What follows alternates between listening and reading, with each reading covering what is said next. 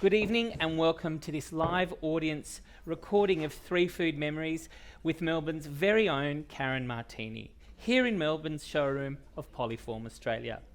If you're new to a TFM, I ask guests to share their three food memories and a social cause close to their heart with the promise they'll reveal far more about themselves than what they've tasted.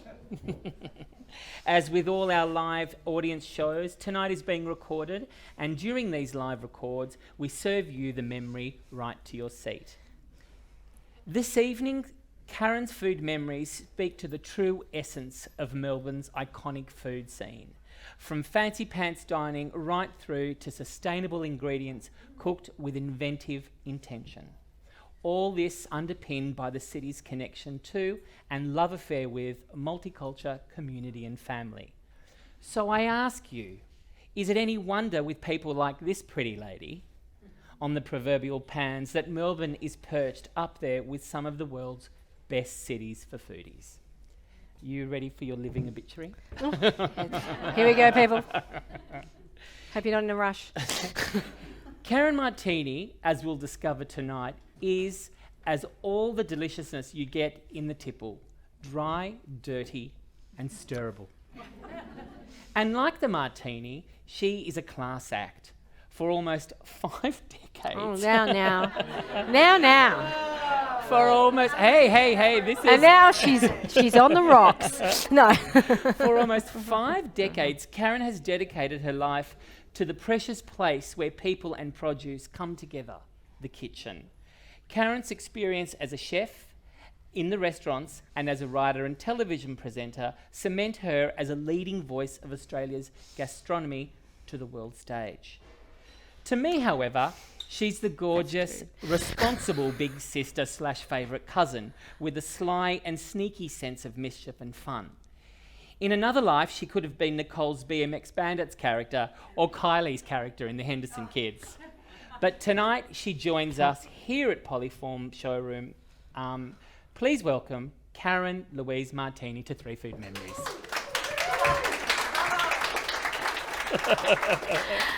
Loving that intro. Thank you very much, and thank you everyone for coming. Was there anything I said there that was incorrect? Do we need to fix it? Louise. It's not Louise. No, it's Monique. Oh! That's So we're why off to a good start. That's why you should never trust your editor. Okay, so let's just start this. To understand Karen Everything Martini, else was correct. to understand the foundations of your vast and formed body of work, of cookery work, tell us about the background of your family, the cultures you found yourself exposed to growing up. Well, hello again. I think when you grow up, you just grow up, don't you? You don't think really you're in amongst exclusive culture and something's going to be amazing at all. You just think this is my pit, this is my thing, and it's quite normal for mum to scrape the burnt bits off the toast in the morning in the sink, and and overcooked lamb chops for dinner and all sorts of bits and pieces. But I suppose visiting my grandmother on my mother's side was always fun. It was a country inspiration.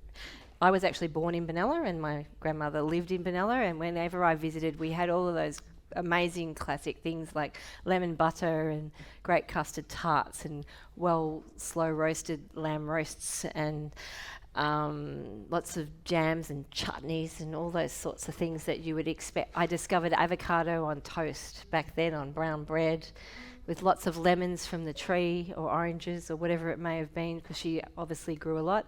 And on my other side of the family, was my father, Pierre, was born in Tunisia. I had a Tunisian grandmother who was... she came to Australia on an Italian passport, but they lived in Tunis for a few generations. So I have Italian great-great-grandparents from both Palermo and Tuscany, and that's where the Martini comes from. But visiting mémère, or Grace, was always such a magical... I didn't realise at the time, because I was always hungry, so it was just fantastic, because we didn't have burnt toast in the morning. We went straight to mémère's house, and quite often she's a feeder, and quite often you'd walk in the door. The first thing that hits you would be the smell of stuffed peppers simmering on the back stove, and a slight mixture of soap powder, maybe a touch of a rose water, or what's the other one? The orange blossom in the background. And then next thing you know, you had like this, imagine a piece of fried focaccia dough in the shape of a hot dog, sort of deep fried in extra virgin olive oil, served to you warm, split down the middle, stuffed quite pertly with tuna, sliced boiled egg, capers, and a little bit of chili sauce. Even though you're a kid, that didn't matter. And that was just your snack before you had lunch. So cooking wasn't your first go-to. You wanted to be, get this everyone, you wanted to be an embalmer in a funeral parlour.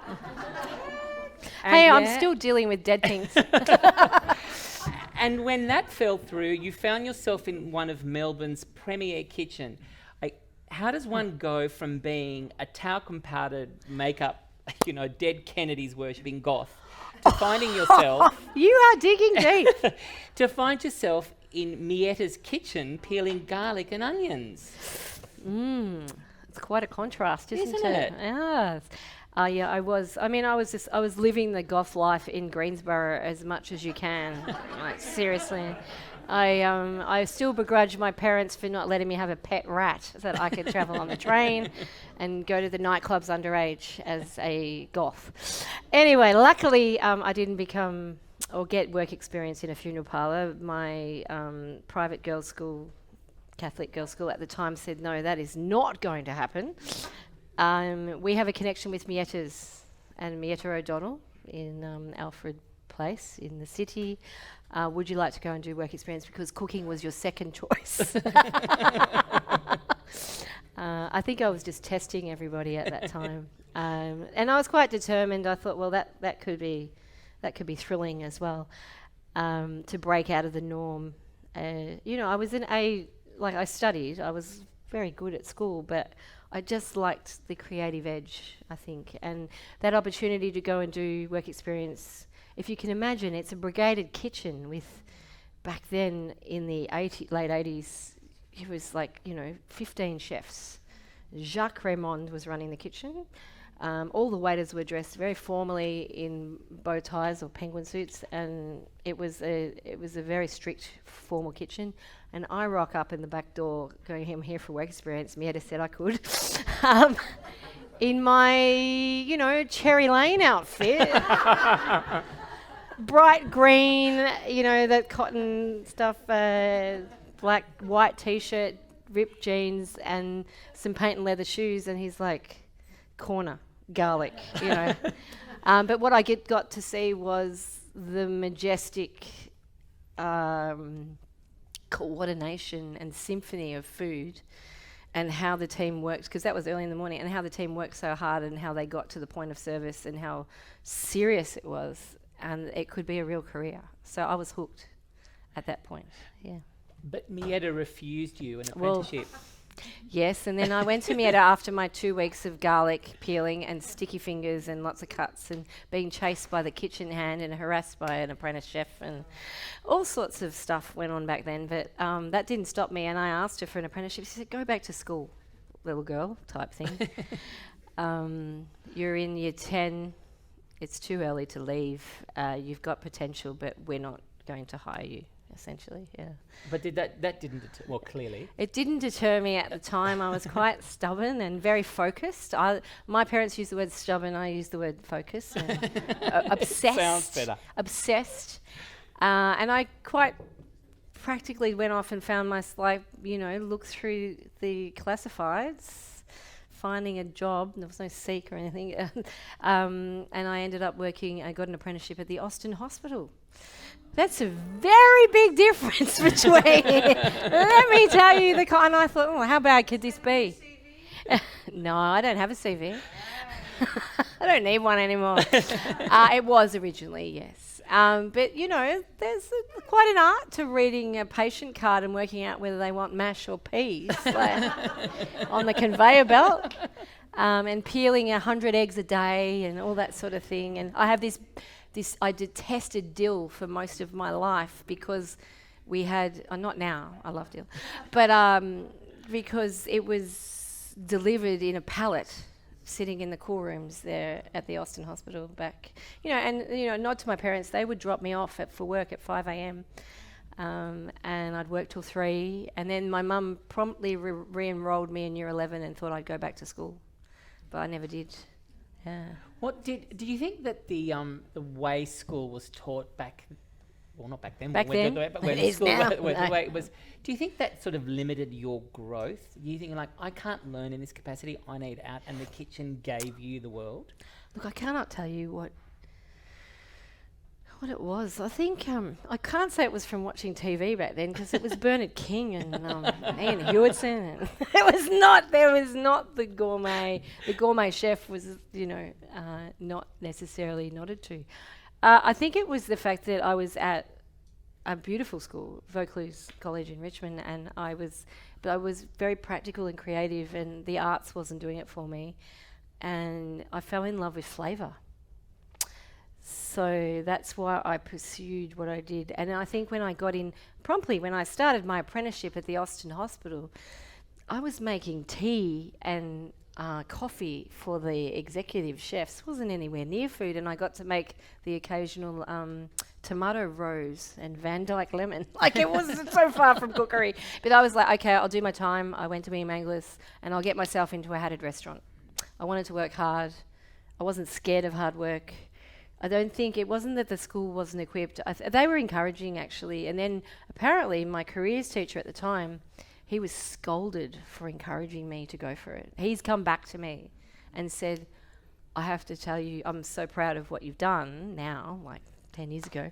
But I was corrected at the time for encouraging you to follow your dream. Yeah. We're going to get into your food memories now. And earlier we were speaking that your food memories constantly had changed during this process. So what you had given me is probably, if you would give me those that's memories an old now, memory. That's an old memory.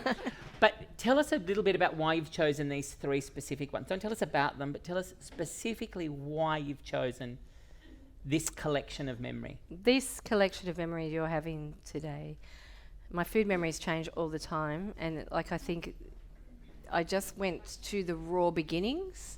So what you're having today are my first clicks, if you like, of, wow, the first one you're experiencing soon, yes, is something I didn't even know existed in the world, for one. The second one, that is your second course today, is a beautiful food memory from my grandmother and those heady, exotic scents, or all your senses being stimulated by the second dish. Which really, I suppose, gave me an edge into how you can play with different ingredients and get so many different results, if you like. And this first one we're serving you now is smashed broad bean paste with a whisper of garlic, mint, goat's curd. So, Karen, what is... I think it's more than a whisper, I can smell it.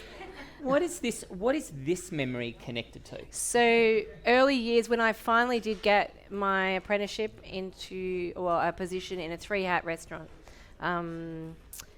Tansy's in Carlton was eventually a restaurant, Tansy Good and Mark accepted. Yeah, Tansy's 555 Nicholson Street, Carlton. I looked back recently, found some menus recently, and the set course was $43 for... And you could smoke after like 10 p.m. Cigars accepted. Anyway, I finally got into that kitchen. It was a real cookery. It was a bit of a jump, as you can imagine, from the Austin Hospital into such a strict, pressurised, intense kitchen that delivered a lot for me, a lot of stimulation for me, and also actually gave me the foundation of basic French cookery or contemporary French cookery, but discipline mostly. And coming across, I'd never seen a broad bean before. I think I probably had it, but I didn't know what it was in my grandmother's minestrone version. Unpotted, overcooked, which I quite like as well. Today you've got a smashed green paste of broad beans. They are a labour of love.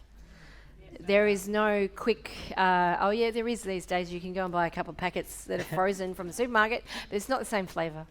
And we, as apprentices and cooks, had the time to be social in the kitchen and pod broad beans.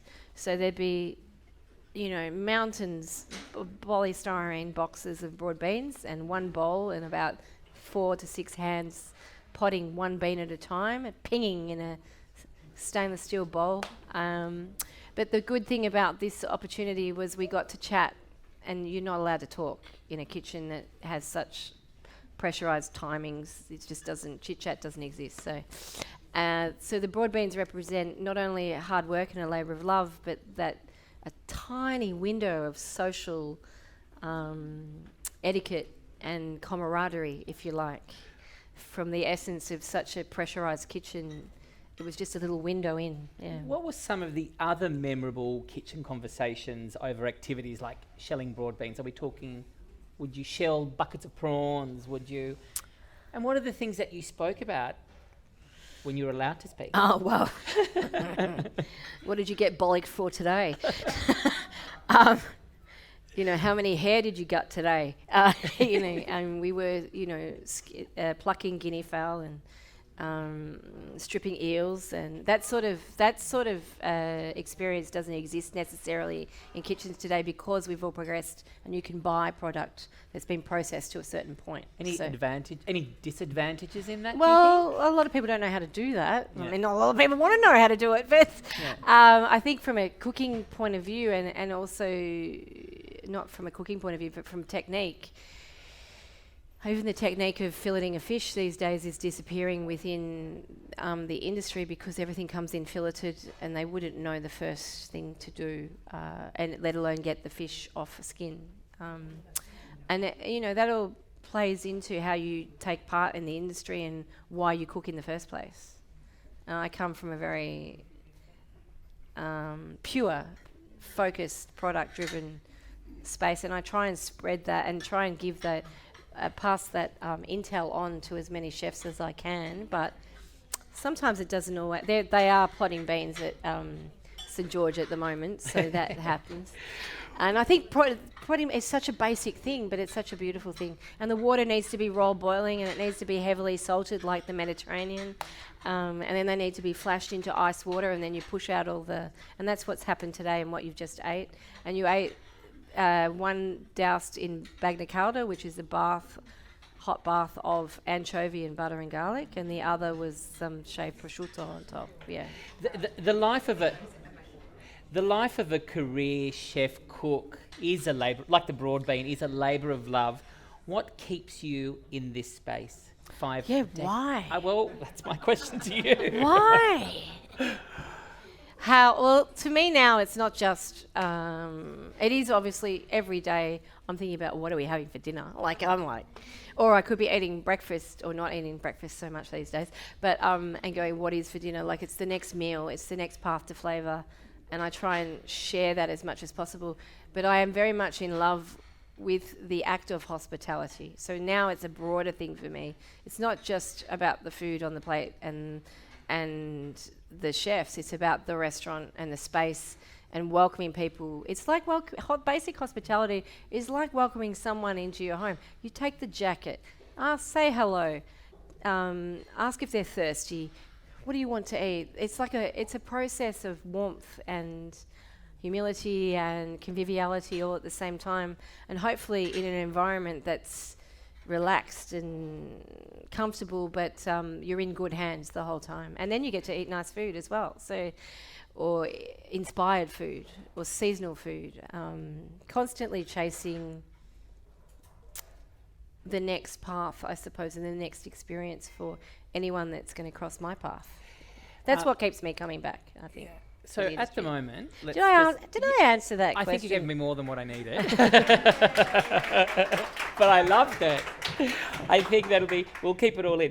But let's just have a look at sort of a little dark cloud area at the moment in hospitality. Yes. Chefs are charting really, I'm talking about the people that work in the kitchens that we go to as restaurants. Those chefs are charting really troubled waters at the moment.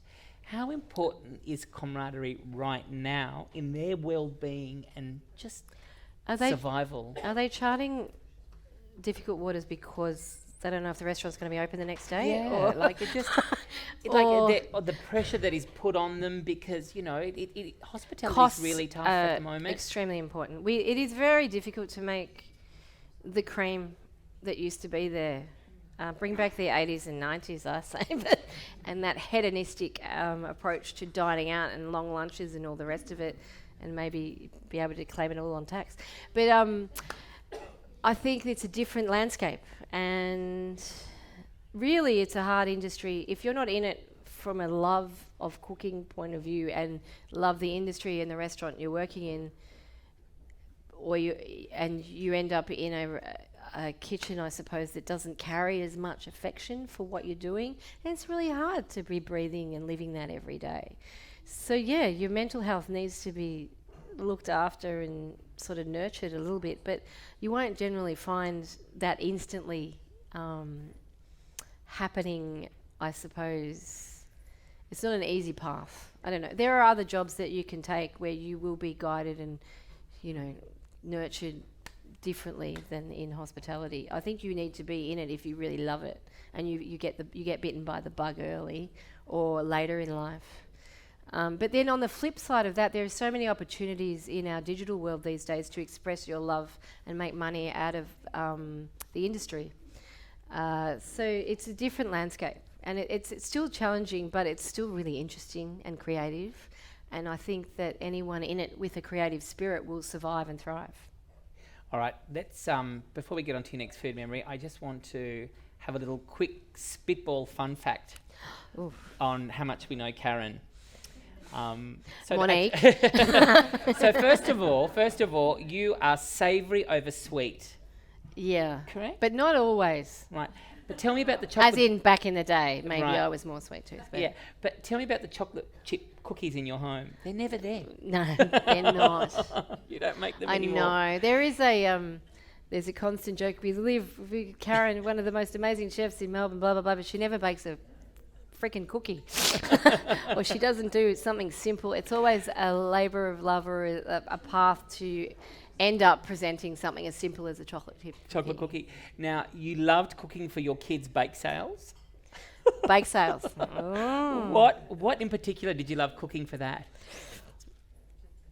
Well, the most recent bake sale was in lockdown, which I wasn't supposed to have one. Is that what you... Yeah, okay. And I was testing for this book and also cooking for the kids, but at the same time I made custard tarts, I made... what did I make? Babkas. I made about 15 different things, and we ended up with everything from hot cross buns to cookies to chocolate tart to... I don't know, crostata, everything. And you went wild. I did go wild, and I thought, what are we going to do with this? So we had a bake sale in the middle of COVID lockdowns at the local park in Malvern somewhere, and everyone just rocked up with masks and coffees in hand. But I think they had Negronis or something. And it was a cash exchange. And I pushed my children, I put out the check thing, and I went, right, sell them all, it's $10 a piece. And they went... The piece was like that, okay, and it was made from organic, all the rest of it. It wasn't a piece like that, it was the pieces like that. And then I put my two daughters there, and I went over to drink a Negroni and let it all happen. And I remember Amber, my youngest, she had a gentleman who was queuing. There was a queue of at least 10 or 12 people. People were rushing, getting containers to fill up because they weren't having a dinner party. And then... one gentleman said, I'm not paying $10 a slice, and Amber's leaned in and gone, listen, it's $10 cash a slice. Take it or leave it, buddy, because there's 10 people behind you. Now, also, you're a great supporter of other food writers, but you buy buckets of cookbooks and journals from everyone. I do. If we were to look at your bookshelf, now this is not sort of saying who your favourite is, who would we see the most of? Well, it depends which colour-coded area you looked at. Well, there's a few of his, but if you walked in at the moment, I've actually shuffled all Greg Malouf's titles forward because he's a dear friend of mine, and Arabesque was one of the first books that I fell in love with, like truly fell in love with, as long as Stephanie's as well. And I'm just revisiting and re-looking at a lot of his work. But I do have, I don't know, I've insured the cookbooks because there's about 500 of them. I do love reading other cooks' prose and the way they approach food and flavour. There's a lot of everyone, you name it. They're all in there. They're all in there. Yotam to Jamie Oliver's way back, and also Robert Carrier, and who else are my favourite? Elizabeth David I'm reading. Is There a Nutmeg in the House? That's what I'm beside my... That makes me feel really old, but I'm reading it because there's a lot of old... she reflects... There's actually... That book was never printed when she was alive. It's actually a lot of excerpts from other magazines and things that she contributed to. Anyway, there's a lot of really old Italian... I was reading an Italian recipe last night of a braised, watch this, it'll come into your space soon, celery heart with guanciale braised in a stock and a broth and cooked down, served with a egg and lemon sort of emulsification on a bruschetta, which sounds divine as far as I'm concerned, and spiked with mint at the end. So, you know, that sort of is deep dive into... I don't know, it was probably written from the 16th century, or I'm not sure where that recipe originally came from, but reading that makes me go down another path of like, how do I explore those flavours? And that's how I get my creativity in the wheel of flavour for me, is to dig deeper and darker into... I've still got a lot of digging here. You're a serial... Who's doing this? No. You're a serial TV binger, in particular, Scandi Crime. That's true. Maybe that's digging into my original career path that I was looking into. Growing up, you played basketball, a lot. Diamond Valley League. Yes. And you were a big supporter of your children's sports as they grew up too. Yes. Right? But in fact, your father coached you and your sister's basketball team, and on the way to each game, he would peg you against each other, so he would fire you up. So when you got on the court, we'd be aggressive. You got really aggressive, and you two were fighting, and he needled you both. That's abuse, isn't it? Yeah. These days, that would not float. No, but he was definitely firing us up to be the girls we needed to be on the court at the time. Yeah, I did like basketball because it was a non-contact sport, but it was pretty contact. Okay, if there's one thing you enjoy more than cleaning your own kitchen. That's so not true, is it? That is so. I mean, we've got to talk later, Michael, you and me. You've got to get your husband to sign. I'm not very good at. I'm very good at creating and making a lot of mess, and I do think I've improved over the years. Not according to him. Not according to him. He could probably tell you how many dishes this book caused at home. So there is one thing you enjoy more than cleaning your own kitchen, and that's ironing. Oh, I hate ironing. She hates ironing. And Michael... He loves it too, doesn't he? He said the one thing that you love to iron most is anything that's handed to you from the dry cleaner. And you have a passion for pressed napkins. Yeah, I do like a pressed napkin. Yeah. So if we're having a dinner party or people over or friends drop in, the first thing I ask my daughter is, go and iron some napkins. We don't iron anything else in the house, but napkins. It's very important. So, Sava gave me some napkins today. And they're pressed. Okay, let's just stop here for a bit. Birthdays. Why you make a huge deal of these? You make them a celebration. You make them a festa. Why are birthdays of yours, of everybody's? Why are they so important to you? Wow. Well, traditionally, my birthday goes for a week. It's like a festival, as far as I'm concerned. It's an opportunity to have friends over, and I cook whatever I want. No one complains. I think it's just the time out away from the restaurant, and it's usually, and Michael's quite often like, can we just dine, maybe choose I'm like, no, we are going to have people over, and I'm going to cook. So I end up definitely, spreading my wings and welcoming everyone in, and everyone says, "Why are you only cooking? It's your birthday." It's like it's a process for me to give, I suppose. I don't know. And I'm obsessed with it. And usually I'm cooking something I've never cooked before. It's some creative edge that I want to explore. So do you spend more energy thinking about food around a birthday festival as opposed to, say, Christmas or Easter? I think so. Yeah. Why is that? I don't know. Have you got the answer to that? No. Okay. I guess so. Just checking. And for my daughters, I always ask them, what sort of cake would you like, or what would you like for your birthday? In the past, when my daughter Stella, through lockdown, she just started not eating anything carbohydrate or sugar and all the rest. And I made a watermelon cake layered with strawberries and raspberries for that. And then her other request recently was an apple pie. So I made the biggest, best apple pie I could possibly. I think I just like the insight into whatever they feel like at the time, and then I get to explore that really intensely. There's a lovely nurturing kind of, definitely, like spoiling. You like spoil it, nurture, and never forget. All right, we're going to move on to your second food memory now, and this is a fish soup. Yeah, you're having a fish soup, everybody. Fennel flavoured fish soup, which the smell, yes, I suppose the roots of it lie, or the spirit of it and the flavour you could compare to bouillabaisse. It's not quite as sophisticated, and it's much more vegetable-based dish. Fennel is a very, like, if I don't have a tattoo. I know most chefs do. I'm working on it, but if I've only just recently decided what that might be, and it would be a fennel bulb up the arm here in black. Although when I was on Better Homes and Gardens, they were like, no, don't get a tat. We don't want that in the... Channel 7 wasn't big on tats. Now they can't get enough tats. Like, figure. Anyway, fennel plays a predominant flavour role in this dish. And it also is a very dear recipe that is originally from my grandmother, Grace, who took me by the hand probably at about 15 and showed me how to make her fennel soup or this fish soup. Mind you, it always changed a little bit because there wasn't a strict recipe.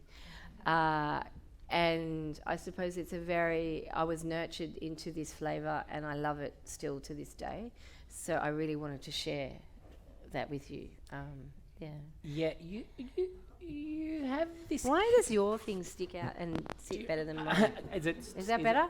No. There it is, there. Well, let's bring it a little closer, everybody. There you go, sweets. Yeah? Yeah, you got it? I think so. It'll pick up. So you have this curious and emotive ability to take on roles of high responsibility. Let's just make it clear. You are and no role can ever be more responsible than that of a mother.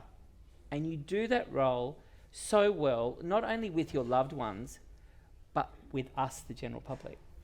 Oh, that's really sweet, isn't it? As I said in the introduction before, you feel like the fun, glamorous, big sister, favourite cousin to me, yet you have all the hallmarks of being a matriarch. But I get this tiny little vibe that you see that these shoes are far too big to step in, because those shoes belonged to Grace, don't they? They probably do. Yeah. Yeah, from that point of view. But I think I'm rather spirited, a little bit naughty most of the time. I don't like following rules, but I will do for a result. I didn't realise I was going to be the mother of 2 daughters. I was not necessarily a maternal spirit. I was very much career focused and more wanted to be more generous with my. Yeah, I know. I don't know. Can we just stop a second? I need to kind of fix this little one, if you don't mind. Oh, is that better? Yes. We'll go. This is what we're doing. Oh, no, you don't know why. It's coming underneath your ear. There you go. How's that, sweet? Oh, that's better. Yeah. Is that better? Thank you. Back to them. You know why? I've got really small ears. Imagine 2 little Keep talking, dried apricots, Oh, they are small. Not as big as yours. You might have to just hold it there a little bit. Okay. Just a bit like... But Yeah. anyway, keep going. I love a handheld mic if we have one. Anyway, where was I? Yes, I wasn't necessarily maternal, and then I think I was just more about the feeding and the giving and the sharing, and the conviviality of food was my religion, my focus, my love.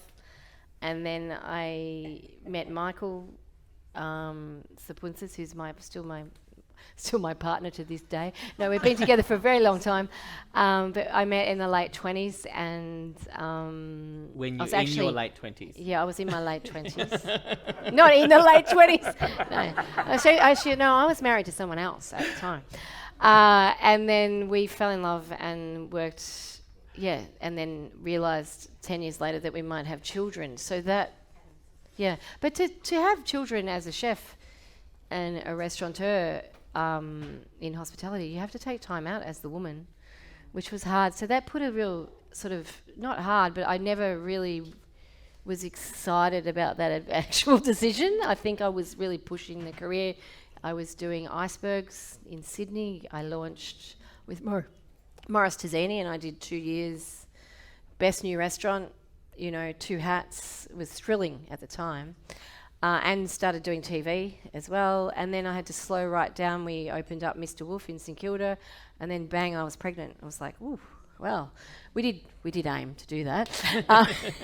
But that's just slowed everything right down because I didn't have the same energy, and I had to just focus internally to be able to do that. And then as soon as Stella was born, I was contracted and ready to go, and we still had restaurants, so we had to keep moving on. And Michael, after 3 or 4 months, took over the role at home, and I went back out to do all the other work.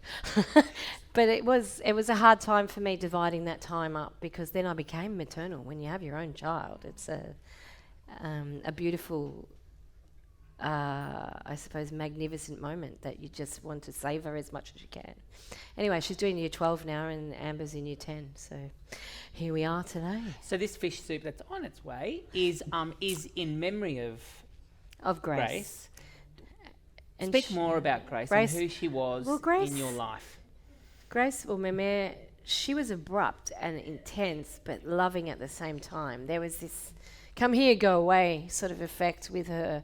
But when it came to food, you saw the flip side, which was much more nurturing and teaching, a giving, but still spirited energy, if you like. And I do remember, and I think it's in here too, there's a couscous recipe for braised lamb, and there's also the couscous royale of vegetables, and there's a spice mix, which is sort of like ras hanout, if you like, but where she actually grew the rosebuds in the front yard and picked them when they were just tiny little rosebuds and dried them out, because they added a pepperiness to her spice mix, and then that to me was a trigger point of like, wow, that's food, that's flavour, that's where I want to be, that's how deep I want to dive into. So she taught you to distill flavour and to understand flavour. Yes, but in her way, not in such a instructional way, if you like. That's what I took away. Intuitive way. I've still got the book where I took all the notes with Gustav Klimt on the outside of my diary and a handful of tiny pink rosebuds. It's like, where are you going to get those? But it was she's an intuitive cook, and she said to me, the only really important ingredient that you must remember is love when you're cooking. Don't ever cook when you're angry. I'm like, oh, she seems angry a lot. I was like, but I was usually just hungry at the time, and she wasn't angry. She was just angry at her Pepe, who didn't do the dishes or contribute. But that was a beautiful time for me to try and then that was when I was realising that I was wanting to be a chef. Yeah. And a chef or a cook, or a gourmet chef, as they used to say. Gourmet chef. How did she make her way to Australia? She came from Tunisia with her 3-4 children in tow on an Italian passport, French speaking. My father was 11 when he came out, I think 10 or 11, and she promptly settled in Flemington, and then sent them all the kids to the Catholic school in their French uniforms from back home. You can imagine how that went down. 'Cause Pierre, my father, wearing the blue bow cloth, Anyway, my father was the youngest of the four, and he ended up protecting all the other kids because they all got beaten up for wearing the uniforms from Tunisia. Anyway, that spirit, I suppose, is still in my father. It's like, I remember as a kid, someone teasing you, just tell them that we're going to pop them in the nose. And if they still tease you, warn them first and then pop them in the nose. Like, okay, Dad, things aren't quite the same. But I never popped anyone in the nose, just so you know. Well, I don't think I would have been teasing you. No. I think they would have been scared. You reckon? Yeah, a little bit. So she was Tunisian? Yes, No. so there was a Maltese, Tunisian, Maltese and Italian, yeah. So did all those three cuisines feature in her food, or did she focus? I think in a was there a hybrid? Definitely in the language they spoke at home. It was definitely a hybrid with Arabic through the French. And Italian as well. We've got that layering. And yes, yeah. So we've got four layers in there. And then we've got some Catholicism in there as well. Definitely Catholicism. A little bit of food A for lot Jesus. of Catholicism in there. Definitely but the Catholic guilt came from my mother's side, actually, not from my... Your mother was... English-Irish. English-Irish? We had at home, I grew up with a little altar at the front door on the left. Like, that was pretty full on. But my mum grew up she went to boarding school and was in a convent and went to mass every day. And so that religious side.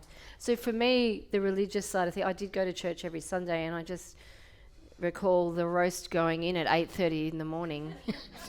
And then we'd go to church in our best outfits, and then we'd get home by midday or 1, and that roast, let me tell you, that was cooked. Like...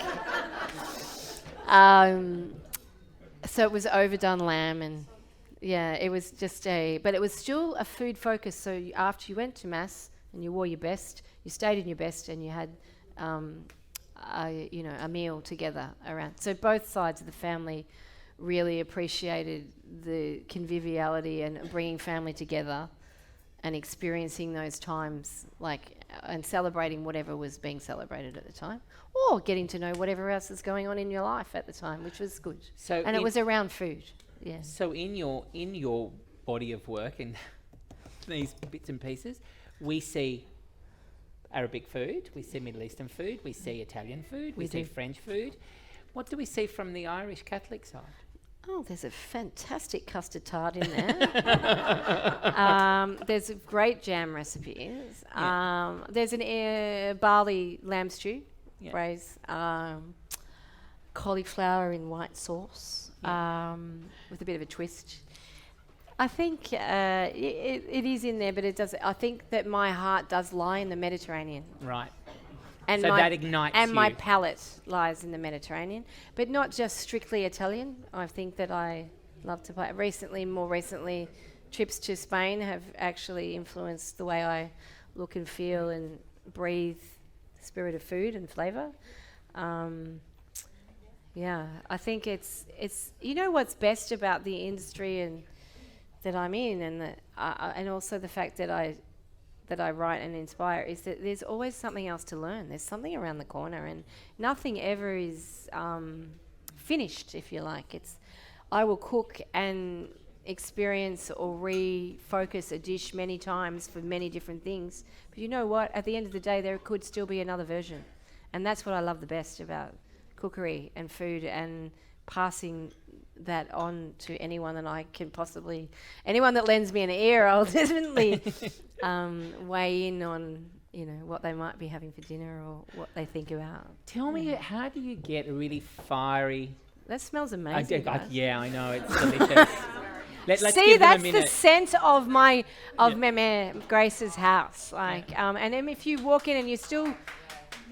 We're enjoying the fougasse in the hand with tuna and egg, and then that could be the next course. And then there'd be stuffed peppers, and it was an endless... So, let's just go back to the. Where do you want to go back to?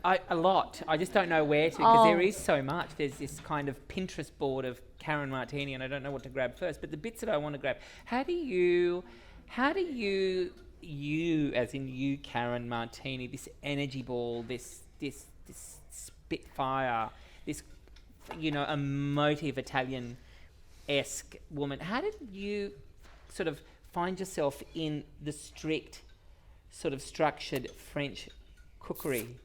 Did that when? Well, when you were, because that's when I was training. You were training. How did you comply, or did you kind of be like, No. I'm going to learn this. I couldn't and get then enough I'm the of fuck it. out of here, right? Couldn't get enough. You of couldn't it. get enough out of it, right? Couldn't get enough of it, and It gave you structure. It gave me structure. It gave me discipline. It gave me a sense of progress or achievement. To learn to make the perfect puff pastry, or to learn to make why you take an anglaise to 83 degrees, and to make the most amazing ice cream, or how to crystallize or distill flavour into a vinaigrette that could just be French to begin with, but how do you get a seafood flavour in there? Or I think it was fantastic foundation for me then to apply those I suppose strict concrete recipes then to other cuisines of the world, if you like. And that's what I love. It's endless. It is. Have you ever had any Tartatin sister stories? Tartatin. You know the sisters who made the apple, they burnt their apple pie, and that's how it became. And that's how, Yeah. do I have one of those? Do you have any of those?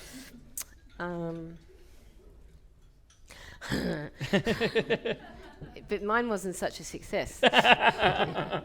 You naughty. We'll just. Do you want to go back on that? No. We won't. You mean when I was experimenting with other cuisines? Yeah. Because I didn't have.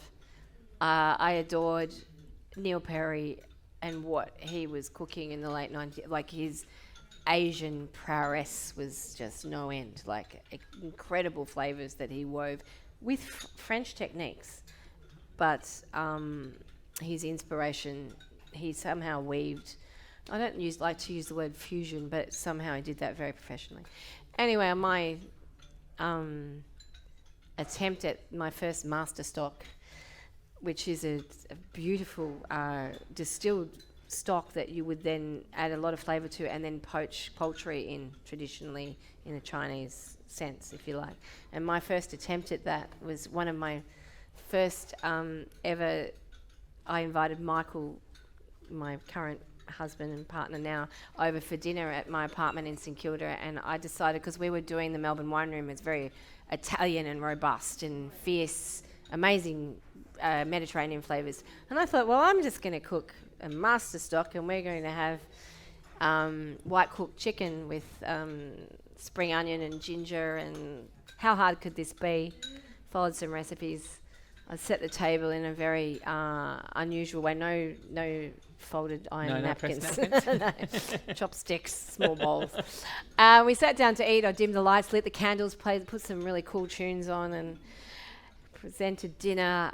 Chopped my chicken up with a huge new cleaver, poached, and then we sat down to eat. And I took one look at his face because he had a bite before I did. It was so salty. So wrong, so terrible. My first foray in the Asian, but it wasn't even professional, but it felt professional for me because I had him over for dinner for the first time and we'd only just started dating. And we worked side by side all, during the week. And then I made this, and he looked at me and he went, D'Estasio's? And I went, yes, definitely. Because we were just around the corner.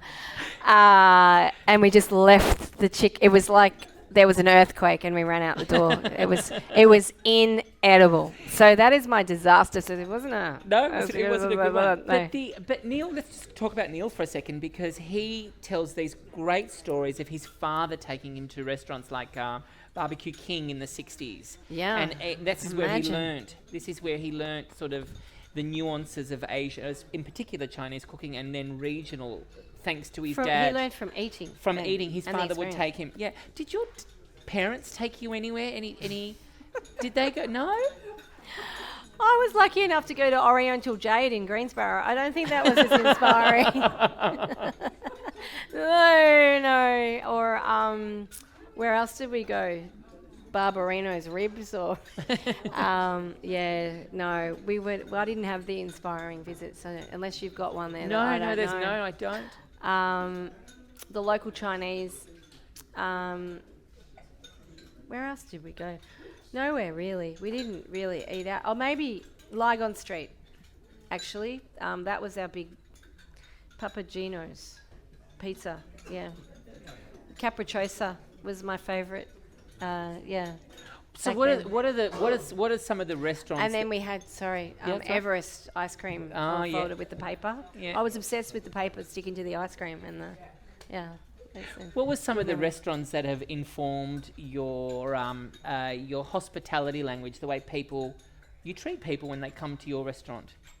So what are the earlier restaurants that you remember, like, I want a bit of that, I'm going to take that, this is how I'm going to... Well, one of the earliest restaurants that I remember when I was training and working as a chef, very early on as a head chef, Rita McCarley and I, who was my co-chef at the time when we were running the Kent in Carlton for a bit at the beginning, and we would then go in our breaks and drive to Chapel Street and pull up a chair at Cafe Cucina.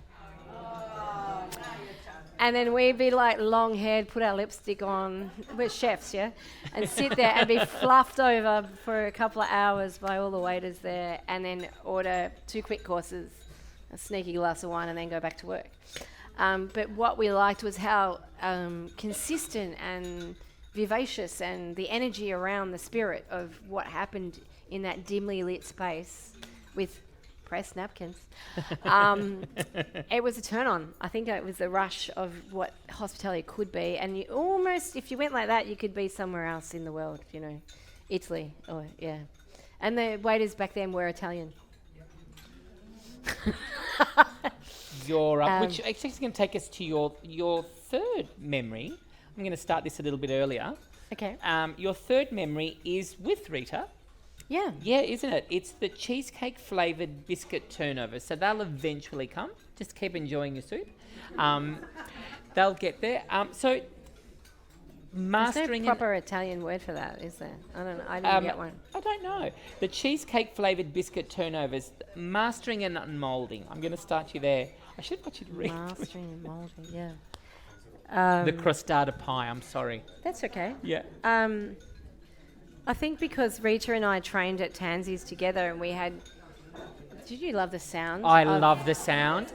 And the sad thing about these recordings is we don't get much of it on these mics, but it's not... So I just love listening to people eat with such excitement. I love hearing you. I can hear everything that you're saying. So that's the recipe in there. That's the recipes in there, peeps. You too can make this at home. Unashamedly. No. What was I saying? We were talking about Rita's... look at that list. I know. No, so Rita McCarley was an apprentice and fellow chef and friend of mine who worked together at Tansi's, and then we both got the opportunity to run and be... I didn't actually... I finished my apprenticeship, took a trip overseas, came back, promptly went, who am I going to work for? Went for a job as a sous chef. Then I sat down and told the owner, he offered me the position, and I said, I don't want to take the position. I don't like what your head chef's cooking. And he said, I'll fire the head chef, you can have the role. I was like, oh. So then I rang Rita and said, guess what? I've landed a head chef position. Come. How old were you? 19. Yeah, 19. And then the restaurant wasn't very busy, so what we used to do is cook our pants off and sit around and eat everything that we made because we didn't have that many customers. So we put on a couple of kilos, but we were using all the strict contemporary French recipes that we'd learnt at Tansi's and then applying them in our own way, and looking and deep diving into our heritage. And so the next thing that you're tasting is pasta frolla, which is a pastry that we're folding and filling with ricotta and studded with quince paste. And it's scented with vanilla and lemon. And it's just, it lies also in my grandmother used to make it as well in her own way, and Rita's mother made it all the time at her house. And we decided that we would utilise the skills we'd learnt to make a tart, essentially. And instead we made a torta, or we made a free-from tart. So breaking out of the regiment and the strict rules of French cookery, and started our, free-spirited Italian journey, if you like. With this pastry in particular, we made many different things. And I had a slight obsession with cheesecake through the 80s and 90s, so maybe I did have a sweet tooth back then. But the famous tart that we did, torta, we made was with this pasta frolla, which is the word for it's the workhorse of the Italian patisserie. This pastry is buttery, it's supple, it's forgiving. It's got, I've added a little bit of polenta, so it's got some texture to it as well. It's golden, it's rich. And I lined a tart shell with it and then filled it with ricotta and studded it with whole poached quince and then put a lid on the top, and we made this amazing tart.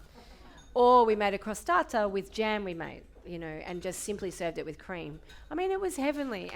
The thing was, it represented a breakout from the training and the terror that we suffered. I haven't really gone into that. In this kitchen that was so strictly regimented, to then have our own freedom was amazing. And this pastry represents that freedom. Was there one of the things? Sorry. Was there some healing in that time with Rita, cooking together and cooking the things that you loved? Yeah, it was thrilling. And got of getting over that man energy? We just couldn't believe that we were in charge the Really? whole time. And we're getting paid for it, And we're eating everything that we made because there was no one. But then we got really busy, and that was at Haskins, and then we moved to the Kent. And the Kent Hotel was where we really found our strap, and we had a pizza restaurant. And back then, the likes of, Don Levy Fitzpatrick, Ronnie DiStasio, Morris Tazzini, were all coming in to eat our food in Carlton when we were young chefs back then. Maybe even Bill Marchetti. Like, it's weird. And then because they knew that we were doing something it wasn't a formal Italian restaurant. There's a bit more freedom. Gerald Diffie, who runs Gerald's Bar now, brought us there, and he was the manager, and free-spirited. What was it called? It was called the Kent Hotel back then. And then that's when Morris Tazzini fell in love with what I was doing. Rita was wanting to go off in another direction, have a holiday. I went off, got married to someone, and then came back, and then they offered me the Melbourne Wine Room in St Kilda, which I promptly then bought a partnership in as well. So, and I, by 25, I'd taken myself to a bank, got a business loan, and became an owner. Yeah. You have a very special working relationship with Morris. Morris. And I it's love Morris Tazzini. He's with us now in Sydney. So yeah. he, tell us about this relationship, because it's been a good one. He's been your kitchen husband, hasn't he? Oh, he fell in love with the flavours I was cooking in Carlton, and basically Not said, you. No, I don't think me necessarily. But he said, look, just come, and we're not going to interview you. I just want you to cook, which was kind of weird because I had to go into a kitchen that Jeremy Strode had just left and someone else was just running, and I just said I'll use this corner, and I cooked 4 or 5 dishes, gnocchi, ricotti, probably a soup, and bacala montecato, as well. But that was my interview. Didn't sit down and chat. I just cooked for these people, and they went, "You're hired! Like, this is fantastic." That's Morris. So that was the beginning of our relationship there, and the Melbourne Wine Room represented a big shift in Melbourne, the way we ate and drank as Melburnians, because it was a hotel. Clean skins were a big thing. We had like a considered service approach, but I was cooking out behind the counter in the bar. So it's an unpacking. It was an unpacking of hospitality and the formality and giving it a casual edge, but we're still with the quality. And that's what people just flocked to. And it was a pretty crazy time. And then Morris disappeared, opened a nightclub, went off to Sydney, and then said, I've got icebergs, you got to come to Sydney. I was like, really? I didn't want to leave my relationship, blah, blah, blah. And then he's like, no, you got to come. I turned the job down twice. And then he's like, and then I went and got the price up. I was never an owner at Icebergs, but it was a big thing for me to step out and do that. And it was amazing. And it was a platform, because you get noticed back then in Melbourne, you really did have, Sydney had it all going on. We didn't necessarily. You had to get noticed. You went to Sydney and you're on a different platform. And that brought so many things. I started writing for Sydney Morning Herald and The Age down here, and then eventually Channel 7 came to me, and eventually we opened another restaurant and blah, blah, blah. And yeah, so I only did 2 years up there, but it was fabulous. I had a crew of 18 chefs in the kitchen, and it was so busy. But to begin with, when we opened, I was working, up to 100 hours a week, to the point where I'm hallucinating. The lines on the apron were going. But that was just the way it was to get on top and to be noticed. No fear of hard work and dedication. But there's also the spirit and the camaraderie of it as well. It's addictive.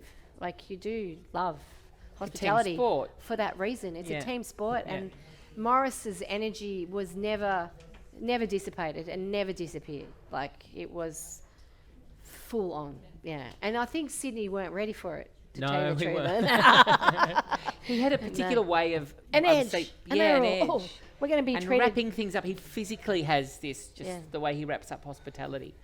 Let's move on to your social cause. Now, the social cause that you've chosen is very close to you right now. You've chosen the Children's Cancer Foundation. Now, this cancer foundation, this particular Children's Cancer Foundation, exists to raise and invest funds to develop new and better cancer treatments and support for children and their families. Why have you chosen this particular one? Well, my sister recently, middle sister, I've got 2 sisters, she had a gorgeous little boy, Marcel, who ended up with a rare genetic blood disorder. And the first thing was, no one really knew what it was. There was so much time between him being diagnosed to them actually knowing what it was.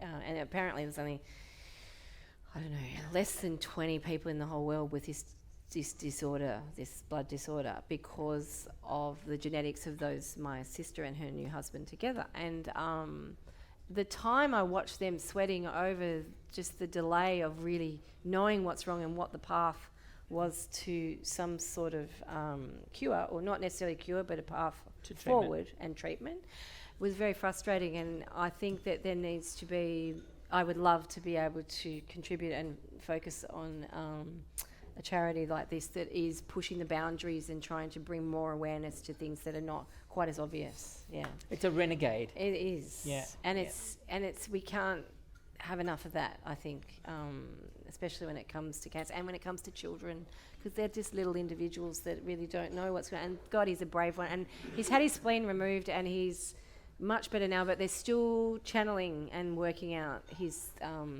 therapy and, I suppose, treatment moving forward. And it's a suck it and see scenario. So it's very difficult. Yeah. You've been involved with a lot of cancer charities over the years, have you? Do you want to mention some of these other ones? Ovarian Cancer Australia, Breast Cancer Australia, Very Special Kids, Starlight Foundation, I've done a lot of dinners for. And what else? I don't know, that's probably... Yeah, and then this is my more recent one. But I think it's important to have that time and to always be associated and have the compassion but the focus, and if you ever have a chance to talk about it, you should, so that it brings other people's awareness up to the forefront. We have at TFM, we have an MFK Fisher Serve It Forth tradition, where our previous guest presents our current guest with a dish. So DJ Fat Tony, the internet, the Instagram dirty memes man and great DJ player, he presents you with a pie and mash with parsley sauce and heaps of chili vinegar. Now, the pie has to be burnt. Nice. Has to be burnt because that's the way it's made traditionally. So you are passing our next guest is actually who I'm interviewing next week for my 50th birthday in Sydney, Ita Buttrose. You are serving a dish to Ita. What would you like to serve Ita next Tuesday night? Wow, you're just catching me out a little bit. Now, should we I've go got with... a book you could reference. Should I go with something that Ita might like or that Ita may not have discovered yet? Ita tells this most wonderful story how she discovered Joan Campbell, and I can't tell you about it until we record it next week, but the conversation is extraordinary. So what would you serve Ita? What would I serve Ita? Well, I would serve her something that is close to my heart, which if ever I'm on a holiday or if ever I'm having a downtime, and I like to think that Ita has that time in her life these days, or she gets away and she might be by the sea, is pasta vongole. Yeah, with lots of parsley, chilli, garlic, white wine, and you always finish the pasta in the brothy sauce. And I also do add an anchovy here and there, and maybe even a knob of butter, which can be a little bit controversial, but it should be slick and viscous and spiked with a hint of chilli and definitely suitably salty. And Ita does love a glass of wine. Suave, maybe, yeah. There you go. And then let's and scarpetta to swipe it all up. And then and she's also when I went to meet Ita, I took her a cake, and she was very diligent in cutting the cake. She cut the biggest cake I have seen a lady of her vintage cut before for herself. And then polished it up quite quickly in the most gracious way. While I've got you here, I think I'd like you to serve her a dessert as well. Dessert as well. A choux puff. Choux.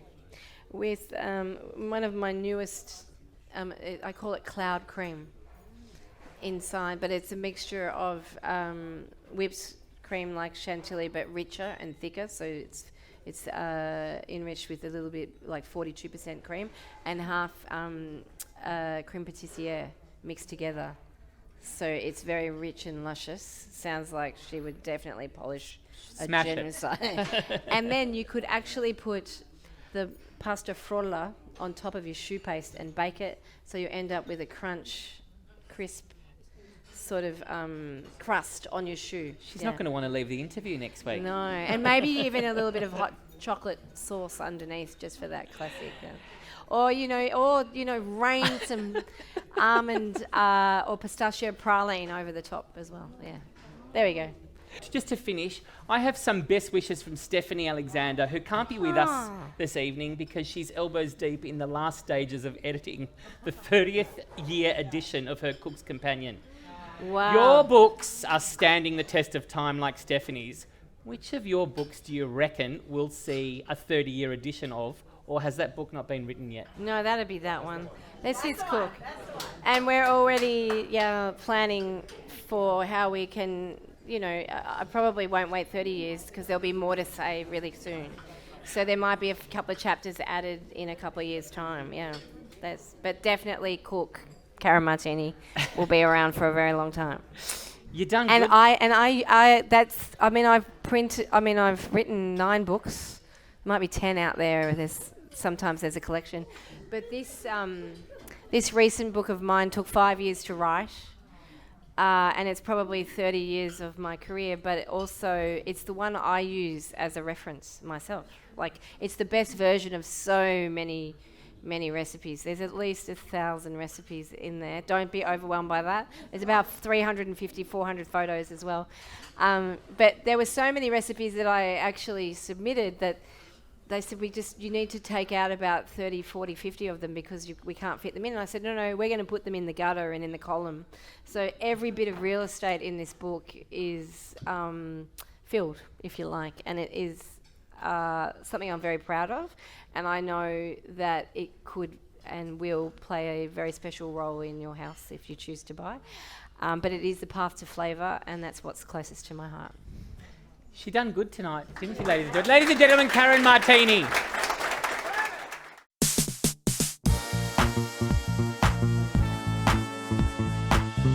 That's it for this episode of 3 Food Memories.